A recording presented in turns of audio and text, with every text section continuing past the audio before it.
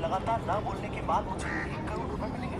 Exact भाई यार, कल प्रैक्टिकल एग्जाम में कुछ पढ़ाई नहीं हुआ मेरा, तो प्लीज हेल्प कर दे भाई। अरे तुम बिल्कुल चिंता मत कर, मैं लगता है तुम भूल गए हो, तुम्हें 10 बार लोगों को ना बोलना है 1 करोड़ रुपए के लिए। नहीं मैं सॉरी, मैं नहीं कर सकता। क्या तेरे जैसे दोस्त अच्छा तो दुश्मन से साहब तुमने कल का वकील है, बोलेगा मैं अपने पेरेंट्स को कॉल किया ना भाई, चलो मूवी में चलते हैं, सोहन का बर्थडे भी है। हाँ बोल नहीं, मैं अपने टारगेट की पहुंच हो गई हूँ, मुझे मना करना ही होगा।